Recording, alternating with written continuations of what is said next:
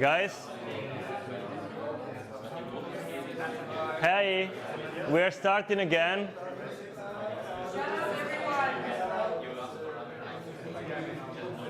We need more authority here.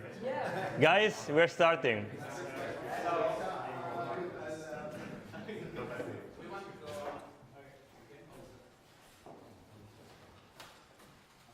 Okay, ready? So, hi everyone. My name is Alberto. I'm here with my colleague Sylvain. And we're here to talk about BigchainDB and IPDB. I will just give a quick introduction, then Sylvain will take over and do a demo on what we're working on. And so let's start actually. I think that many people already, many developers here work already with this kind of infrastructure. If you have to build an application, you rely maybe on a cloud provider like I think AWS, everyone knows AWS. So what AWS gives you is like processing power, so CPUs with EC2. AWS gives you a file system where to store data that is typically S3, and also you can run databases on Amazon. So you can have like a relational database or a document database like PostgreSQL or MongoDB. But what happens when we try to build something that is actually decentralized? So there are many players in this field, and I like this slide because at least for me, it helps me to understand a bit how the different pieces they talk together. So, for example, we can replace the EC2 layer with Ethereum and smart contracts, because actually what we do, we just pay to run some code on a CPU.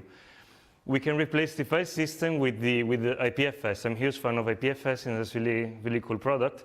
And we can use it to store data there in a decentralized fashion. There is also another element that wasn't there before, that is eGold/eCash, because with Bitcoins or Zcash or others, we can enable micropayments, and it's really easy to do that.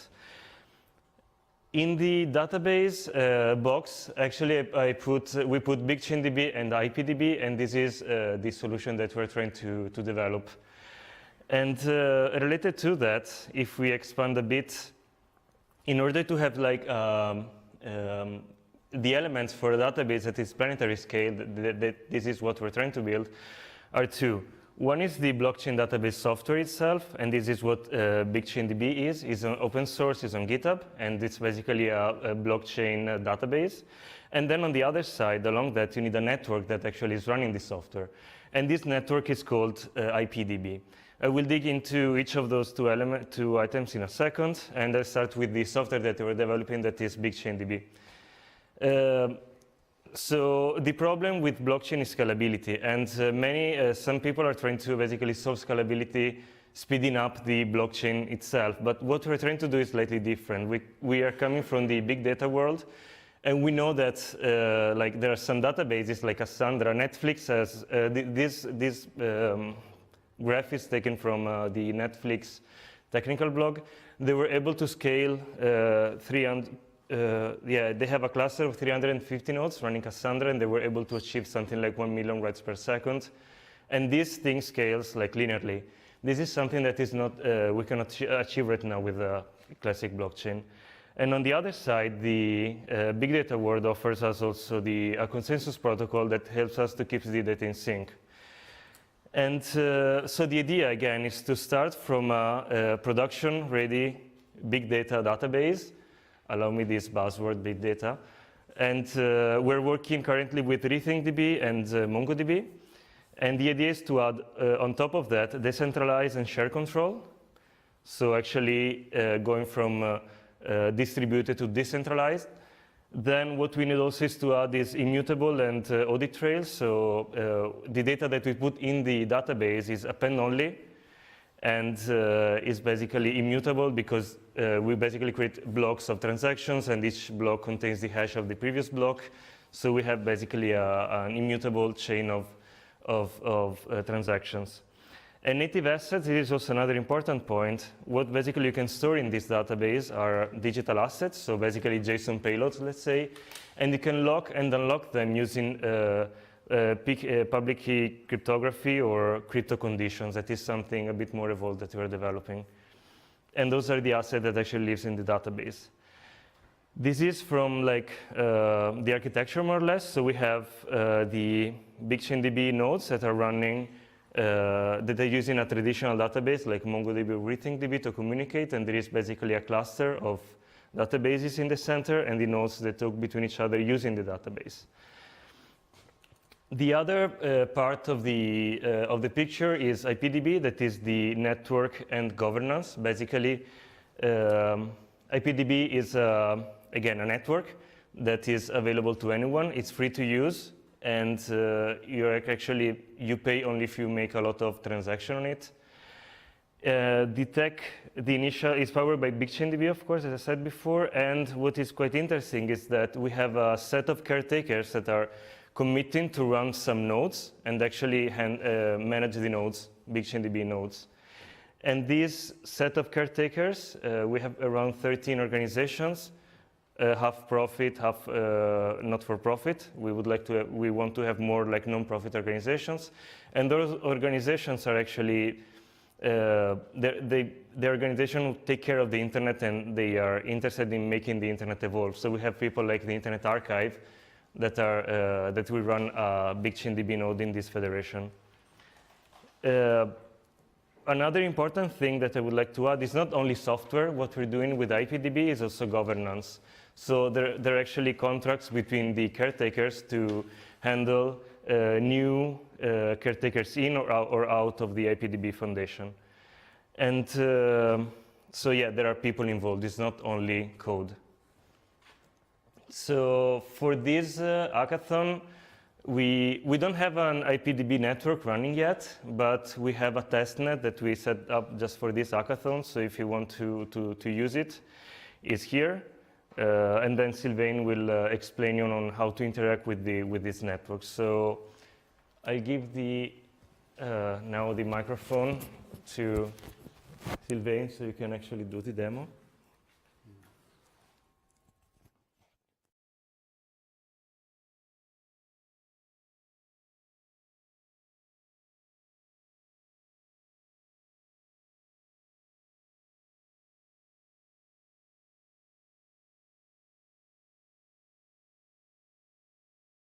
Hey.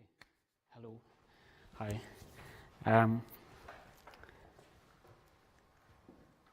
So, where to start? Maybe, like Alberto just pointed out, we have. Can you see clearly? Yeah. Right. So we have set up a small little test net so that you guys can use. Very quickly, okay, maybe I should rewind that. So the BigchainDB, the main interface to communicate with it is an HTTP API. So we have actually quite a lot of documentation. You can go, I'll just quickly walk you through. So depending on, right now we have a raw HTTP API, and we have one driver, one client, which is implemented in Python. So if you're using other languages, it may be a bit rough, but I'll be here the whole time to support you or help you if you have questions. We also have a command line interface. Yes, yeah, also, yeah. True, good point. So, the main API documentation is documented, and the main endpoints it's mainly like post to create the transactions to the network, and then to read from it and to check its status. So it's very basic at this point in time. So that makes sense.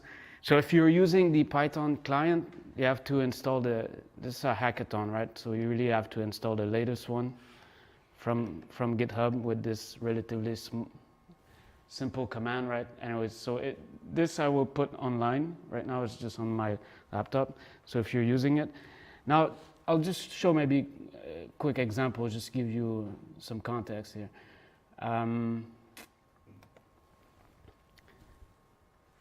So at this stage, it's like fairly simple to use, okay? So what do you prefer? Do you prefer me that I just walk through the documentation, or I do the demo in the terminal? Terminal? Go. All right, let's do that. So, okay. I kind of cheated now because I tried it before. Can read or is to less contrast? Is that okay? Yeah?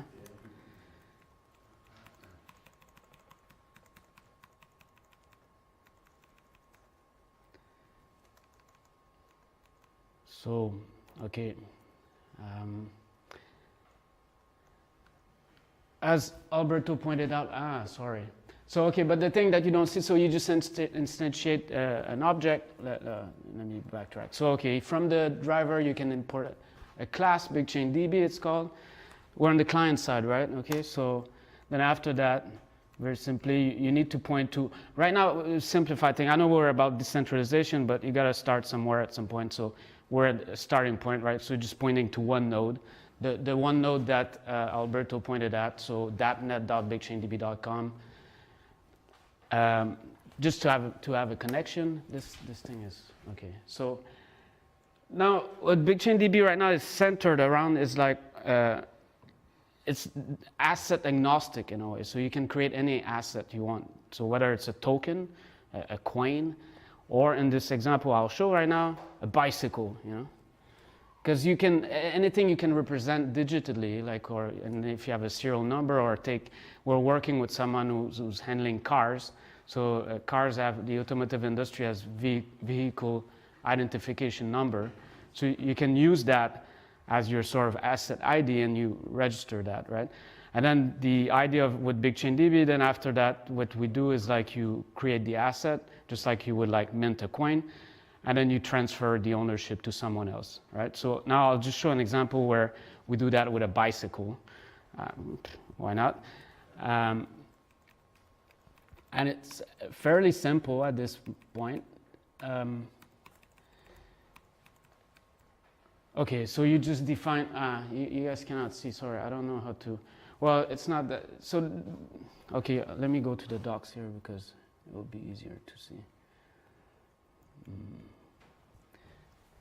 Right, okay, so you define the digital as, If you were to put this here, but then you can basically stand there. Thanks, man. Sorry, I'm a bit slow. I thought the hackathon was starting really last night, so I worked until 5 a.m., you know. Okay, so you define the bicycle data. So bicycle serial number, manufacturer, very simple. Then there's a possibility to add optional metadata. In this example, okay, it's metadata, right? You can choose. There's no restriction except it's JSON. In this case, Python's a dictionary. In this example, like here we have utilities to generate a key pair, public-private key pairs. So here, Alice and Bob, say typical use case. Now, there's a three-step process. So there's a preparation of the payload, the signature of it, but we are using crypto conditions, which maybe some of you know. It's an interledger protocol so that it allows to do things beyond just signatures. So there's hash locks, for example. So the three-step process here is that there's a preparation of a transaction, the payload, and after that, for signature-based schemes, it will be that you sign it, but we call it fulfillment. That's the language that crypto conditions uses. So there's a preparation of a payload. Here's the payload. If you're curious, I can walk you through the structure of the payload, but just to keep going before. Then here's a transactions.fulfill, that where we fulfill the actual transaction. That means that here you sign it. That's pretty much what it boils down to. Now, maybe here's, to give you context, like a bit here. The payload is slightly complicated in terms of like where you have the condition and fulfillments, but you can think of it here. There's this public key, and this URI is a crypto condition. That's the format they're used. That's the protocol, and you can think of it. That's mainly just holding right now the public key of the person who's the owner of the asset. And what's happening after that? Now this has not been signed yet.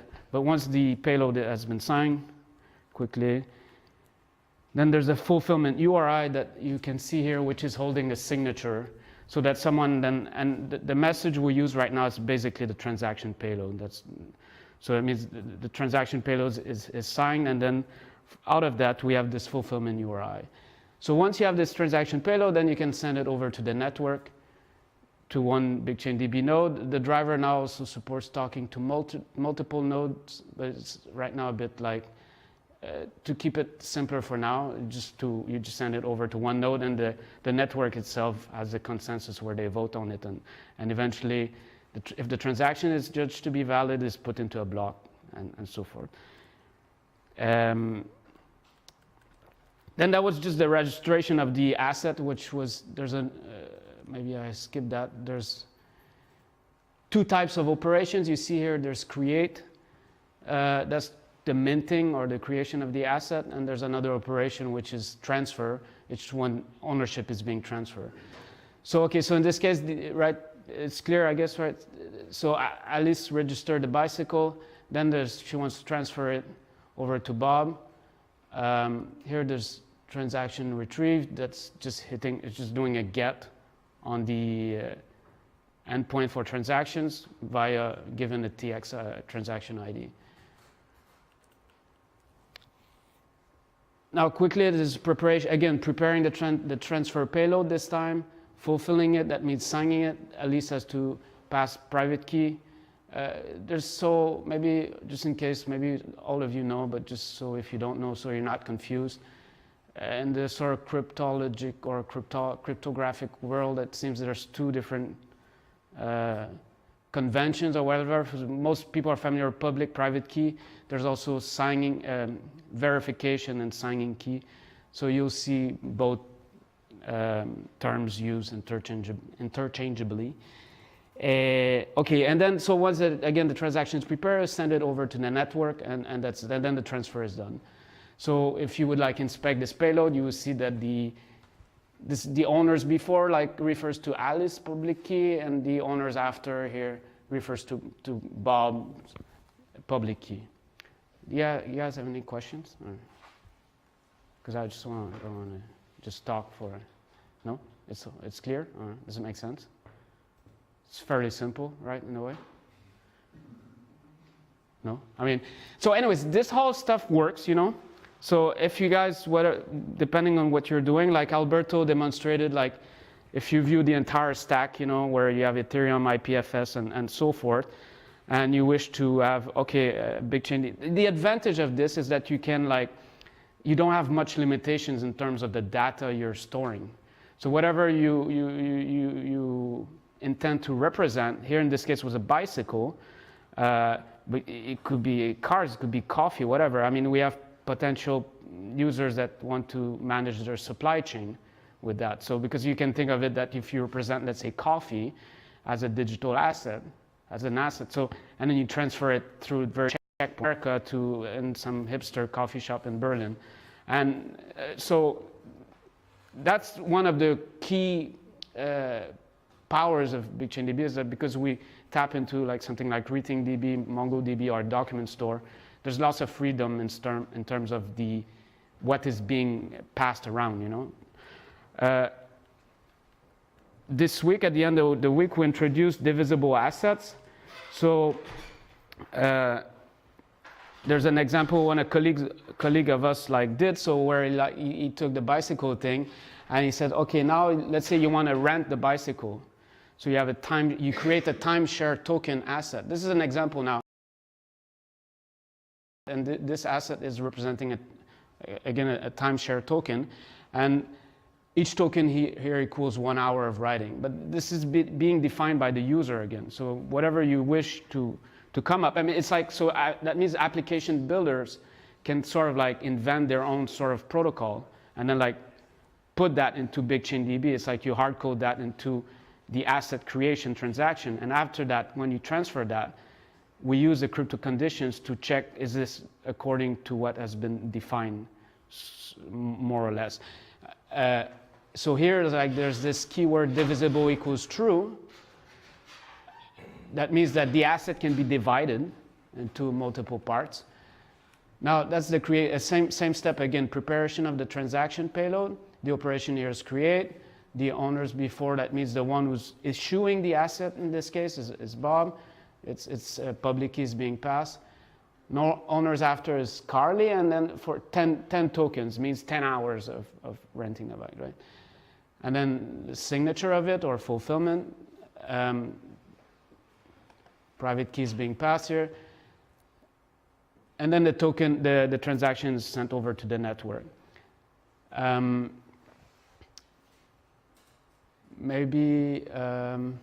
Yeah. So, is that clear? Does it make sense?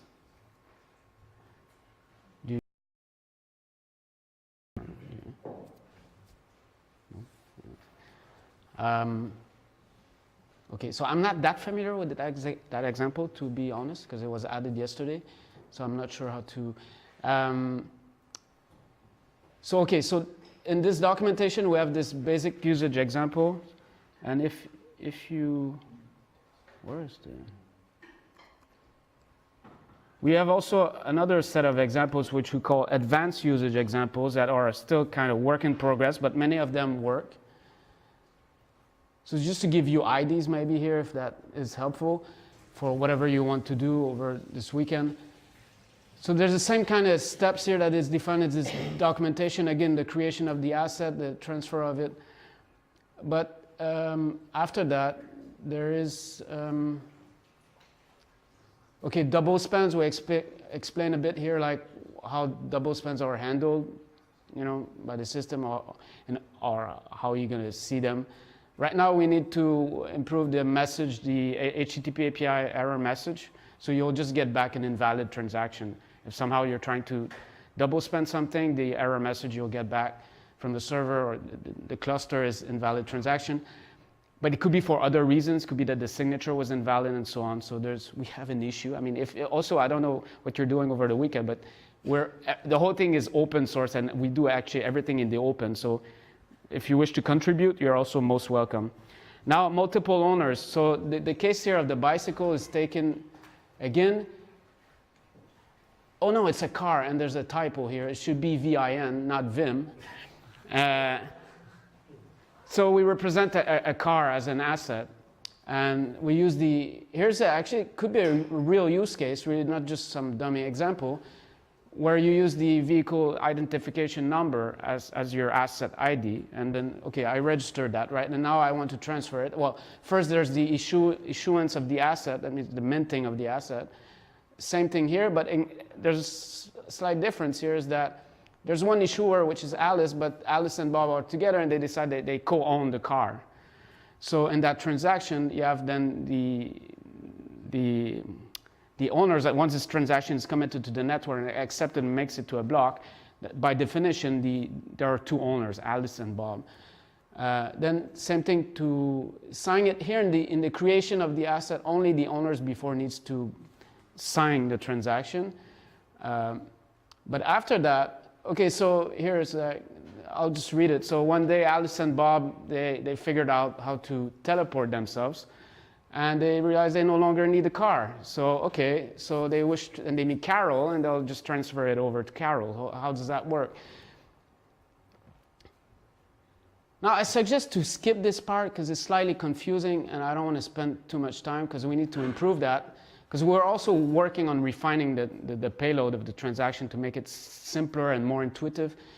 But if you bear with me for a moment, so now, okay, we create this transfer payload, in which what we're doing is really we're transferring over, Alice and Bob are transferring over the ownership of the car to Carol, right?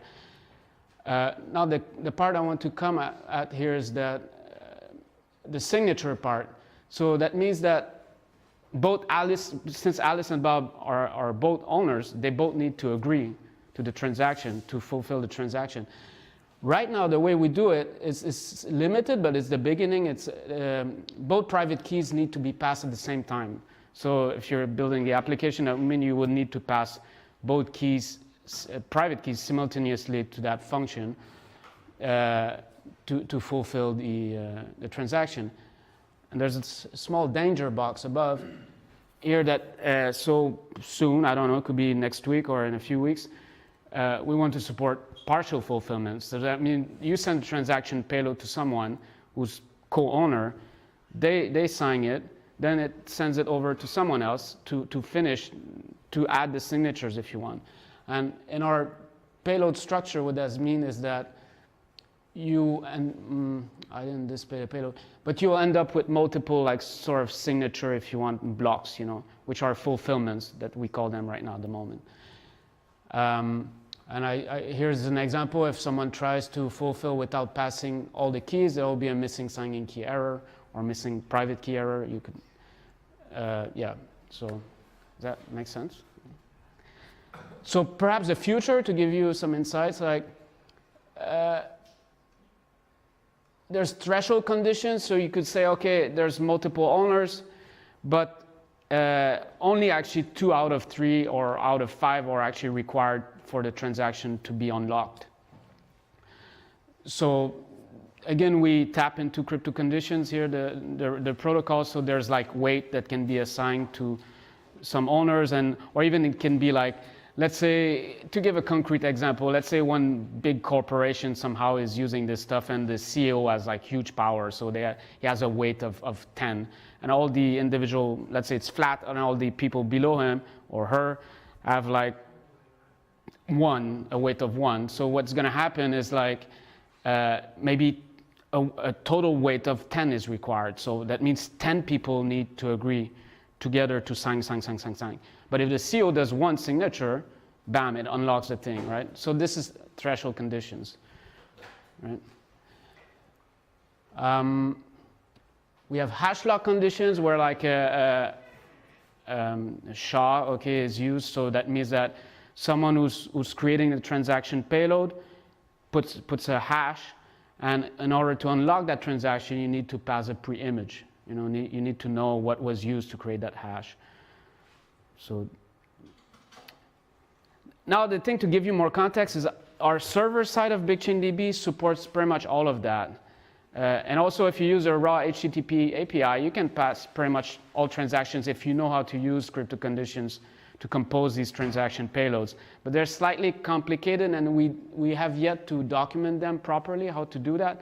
Right now, the Python client is the kind of go-to thing, or the command line interface.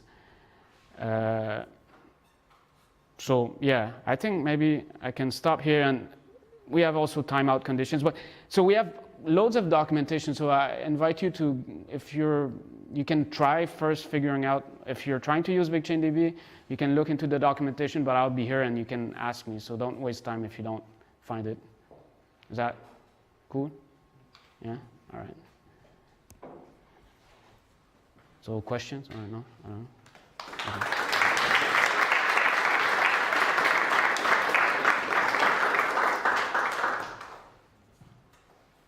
Do you have guys questions, or do we take questions, or yeah? Why would you need a database to just transfer ownership on a blockchain environment? Like, it should be meant to transfer something more. Maybe Alberto has also some answer, but my understanding of it, because I don't know you guys, if you're in that field of this stuff, half the time I feel let's say, understand, and half the time I feel I have no clue what I'm doing, you know. So if I'm honest, you know, no, but the thing is, like, there's lots of things like I think it's questionable and so on. And the way BigchainDB started off, it was with Ascribe, and we're still alive. And Ascribe is using Bitcoin as its ownership layer. So we don't care about the coins, the currency itself, but we care about the timestamping and the chain of transactions, so that we can trace back the provenance of some digital art. So that's how we started off. So, and I was at some point when I joined, after I became one of the core maintainer of that thing. And it's slightly complicated, okay? There's lots of overhead when you're using Bitcoin, because actually that's what it's not meant for, really. But people realize, well, there's all this chain of, you know, it's immutable, right? So now the thing with digital art, too, it's like there's data involved. There's lots of data. It's not just a coin, you know? So we were kind of like, we did all kinds of tricks around. There's like, we use Bitcoin addresses, or you hash the image and you use that as a Bitcoin address. So that, And it's kind of, once you get it, it's like, wow, this is really cool, but man, this is like complicated, you know? So now the idea that was thought, it's like, oh, okay, we have all this big data infrastructure, you know, like already, pick any like NoSQL, let's say, or a distributed database, regardless, SQL, GraphQL, NoSQL. We can store lots of data in that. So the idea was like, well, how do we use that perhaps as a starting point and add sort of characteristics that we like, that we have with Bitcoin. So that's the idea. So we're interested in actually being, again, agnostic in terms of assets. So you can just store whatever, if you're an app developer working for whatever use case you're working with, you have the possibility of storing whatever. So that's the reason I think that would be my answer. You presented that Yeah. use case or idea to track, for example, assets like bicycle or car.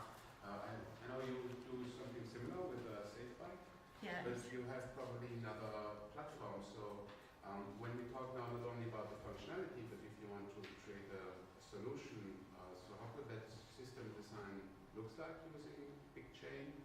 And why did you, for example, choose Bigchain or not, or maybe another platform? You know, that'd be, I think, quite interesting to. Well, when we start to work, we just decide to go straight to Ethereum and all the information there. Also because our model was very simple at that time. So what's happened is that we were actually able to store all the minimum viable data inside the Ethereum, and it was also easier to deal with all the transaction between the different users. For us, the transfership ownership was just a transfership of link between link between one contract and another. So we have our owner as a Ethereum account and Ethereum contract. And the transfer ownership was done between the Ethereum account and the contract representing the bike. At that point, it was just a question of linking that contract to a different account, and that was our ownership proof in that case. Okay. And it was easier to do like that, and it was also faster, because then you have control directly, and only the owner can actually do the ownership transfer. Oh, transfer, but not the search or the lookup, for example. So this is public. Yes, of course, we don't have out-of-the-box search and lookup. We have to provide with some sort of array or something inside the contract itself, or better, inside the service, that will take care of this kind of stuff. But our model at that time, it was quite simple. So what happened is that it was mostly one owner, one bike, or one owner, a list of bike. So each owner had just visibility for his own bikes, and there was no need for a lookup in that case. We are not going to look for who owned what bike. Okay. That is once that we have found the ID of the bike, that will be the ID of the contract, we can get to the owner, but we don't need to have that kind of extended search functionalities. And do you connect it with any kind of documentation, kind of proof, for example, the receipt, the invoice or something? Because for the car case, you don't have only the bill, but you may have also necessity to tie some documents to it. So we can use the bicycle frame number, we have a field for using that, but also, of course, the idea of embedding a smart tag in the body of the bicycle. And So we don't use existing documentation. What we actually want to do is to make the bike itself part of the blockchain through this tag or through any device that will be part of the bike itself. Our main concern, our main problem at the moment is hardware, because we want the tag or the beacon to be part of the bike, not to be, I can say, it cannot be removed from that without ruining the bike itself. So we are working, or we were working with actually reseller and frame constructor factories to make this happen. But it's interesting that Bigchain have also chosen that as a simple use case. Oh. Because, you know, Well. we started, we're kind of obviously extending our idea to other assets, but bicycles is so easily understood that it's kind of quite interesting that you've kind of chosen that as well. Maybe, I mean, if you, to give context, what happened, I was end of August, no, beginning of September when I wrote this example. I had just coming back from vacations in south of France, in the Alps, biking. So I was really motivated by bicycles. But no, it is an easy example, and you have also, funny, right, I live nearby Mara Park, and I think it's a good market there to buy bicycles, but they're not probably very legit. And the thing is, like, on the other hand, too, just the very simple idea of buying, well, that's the idea, right? It's like, let's say you go buy a used second-hand bicycle, and with this, what you could have is like the ownership, the provenance, you know, you could just check back who owned it, and it's kind of like adds kind of maybe proof or assurance that, oh, it's a legit, they really did, it was not stolen, right? Maybe to add the question, because actually, yeah, I forgot, queryability, of course, is like, we have that built in now, because... This was actually, sorry, can I interrupt you? Yeah. This was actually, in my opinion, also one of the most important points, that you can actually query data, you can create filters to retrieve some specific transaction based on some like patterns, and also related to why you need a database, because, for example, you can store something more complex, like, I don't know, we are developing, it's called Koala IP. It's basically a protocol to define intellectual property using linked data and like semantic web vocabulary. And there, basically, you can store JSON LD that represents like a write that you have on something, can be like a piece of music or something else. And then you can transfer it right to others. So it's not about, again, money, it's about transferring rights. And that's actually pretty powerful. I need to add some meta to this conversation, because anyone who doesn't have a mic, people who are watching the stream can't hear, so if you ask a question, Oh, I should repeat. Like, make yourself heard, yeah. And a quick note, like, you know, with a scribe, the way we still do it right now, the way it's happening, we have Bitcoin, but we had to build an entire centralized stack to have the richness of data that we need to provide our users.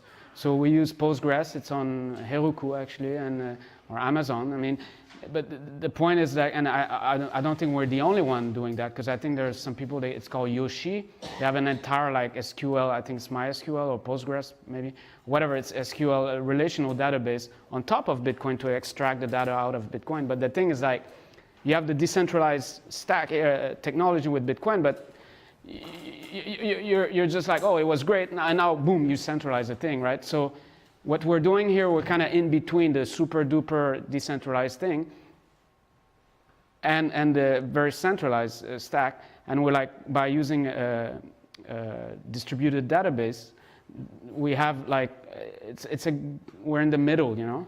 So, and with this sort of like federation or like permission trust network. So I think there's, depending what you're building, you know, it could be that it maybe provide, that's what we have with many customers, like it answers what they need, you know. They don't need the full-blown peer-to-peer like that you have with Bitcoin, which is super cool. But if you, depending on your needs, you know. So, yeah, if you have questions, we can, Alberto and I were here, and yeah. Is there some, I guess we're over time, right? Or, no? Or doesn't matter? Okay. So I don't know if there's other questions that I can take. Yeah. Currently, you only support Python. Do you plan on? Oh yeah, of course. So the idea, right? Again, that's why I started out with saying that we have the HTTP API, which you can use. I mean, the problem is that you need to know how to use to form the payload, and it's a fairly simple payload, except for the conditions and fulfillment that are derived from crypto conditions. And to do that, there's like actually Java, crypto conditions as JavaScript, Java, and Python support. For the Python client, for instance, we use the Python one. However, there's some extra stuff you need to do right now. And right now we're in the process of actually trying to simplify the raw payload. Sorry, yeah. If you want anyway to use another language, oh, yeah. the command line interface, and we can talk about this later. Sorry, yeah, I forgot about this one. Sorry. Yeah. Yeah, we have command line interface that wraps around the core functionalities that you can use to create the payload and sign it, and then you can use whatever language you use to just post to the HTTP API. True. Yeah, and the documentation of it is here to show. So if you go to docs bigchaindb.com, then yeah, there's the command line transaction tool. So you can use that. I didn't demo that. But, so yeah. But the long-term goal is to have support for multiple languages, of course. Yeah. Other questions? Yeah. The regular blockchains have a limitation in size with, let's say, 50 or 100 gigabytes that you have to download for synchronization. In Bigchain, do you overcome the size limitation if you have an application that needs several hundred gigabytes? Is it possible, or? Well, at this moment, maybe I can just give a short answer. It depends on the capability of the federation of IPDB. Each node is like, depends on the size on the hardware that they have. There is not like, you can grow as much as the hardware allows you. So, petabytes of data, a lot of data. I mean, that's one of the idea, right? The initial idea of this was like, let's leverage big data infrastructure. So, and again, because it's not expected that each individual using BigchainDB would run a node. Okay, if Alberto presented IPDB, it's one use case in a way of having a cluster of nodes that agree together to certain rules on how to operate that cluster. And then it's based on, again, big data infrastructure. So as much hardware and storage you have, you can go. I mean, I don't think there's much limitations there. Where perhaps there could be limitations, but we're not there yet to really clearly identify that. It's like the network traffic, let's say, okay, between the nodes. But this is not about the storage here, so it's different, yeah. Good? Okay, thank you for your attention.